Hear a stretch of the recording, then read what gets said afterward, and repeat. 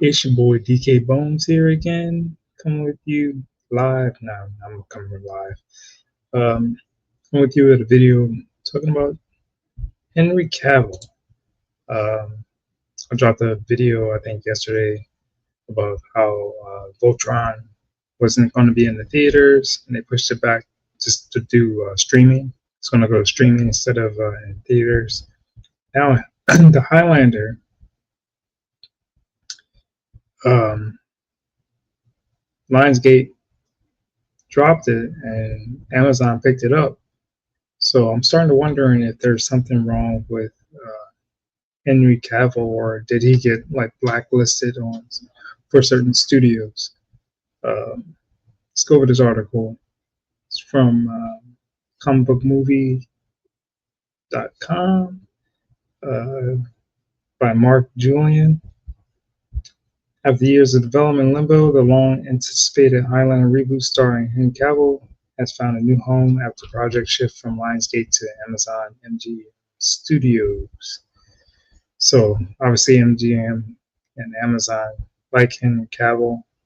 Uh, I never had an issue with him, but let's go to this article. Bring up some interesting points. The Wrap recently published a revealing deep dive into behind-the-scenes maneuvering surrounding Highlander, long gestated reboot starring Henry Cavill. The film's surprising jump from Lionsgate to Amazon MGM appears to have come down to creative vision clashing with cold and hard numbers. At the heart of the dispute was director Chad Stahelski, I think I'm saying that right, reportedly requested a $180 million budget to fully realize his vision for the reboot. Lionsgate, however, was unwilling to budge beyond 165 million, setting the stage for the studio to switch. So it wasn't just Cavill; the director wanted um, more than what the studio wanted to give. On the surface, the price tag raised eyebrows aside from some potential heavy VX, VFX work, particularly for the franchise signature quickening sequences. Highlander is largely a grounded action film with sword fights and martial arts. Skowski, after all, made the first three John Wick films on considerably more modest budgets of 30 million, 40 million, and 75 million, respectively. Yeah, I don't know why he needed that much to do this. Um, Makes no sense because John Wick was a lot of action and martial arts and shooting and everything. He didn't need that much. They didn't need that much to do that, and those movies made great money. Adding to Lionsgate's hesitation with growing skepticism over Cavill's recent box office appeal. This is what I want to get to.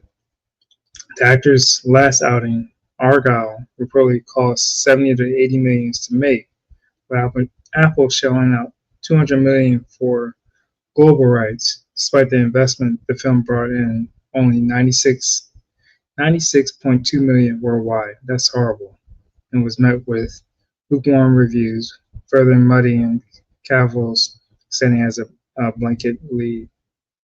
Yeah, he hasn't. We'll go further in the study. The studio, not study. The studio reportedly also cited the Ministry of Ungodly Warfare, which I wanted to see, but I haven't seen yet, which Lionsgate distributed in North America. So Lionsgate already had a taste with Cavill as a lead. The 2024 action comedy war film grossed 29.7 million worldwide from a production budget of 60 million. So they didn't even make money back with him as the lead. Also, an unnamed studio Ezex at Lionsgate told the Wrap that the studio was worried about Highliner's one quadrant movie catering to Gen X males who remember the original movie and the sequel's syndicate TV series that followed. Creative ambition clashing against fiscal caution, Amazon stepped in as they already tied to Cavill on a number of other high-profile projects. The original write-up from the Wrap is behind a paywall but it seems like the site has sold the piece to where you can read it for free. More recently, Chad Stahelski indicated that he plans to start filming Highlander reboot this September for a 2027-2028 release. Cavill, meanwhile, has recently wrapped up filming on another Amazon MGM high profile remake of live action Voltron adaptation. Yes, just go into what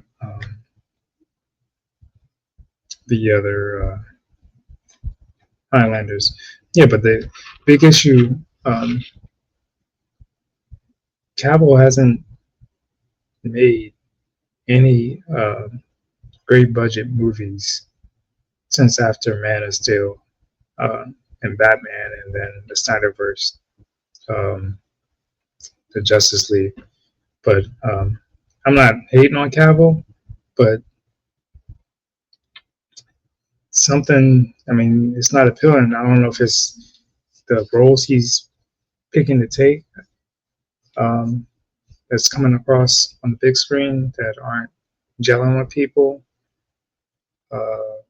or it's just him.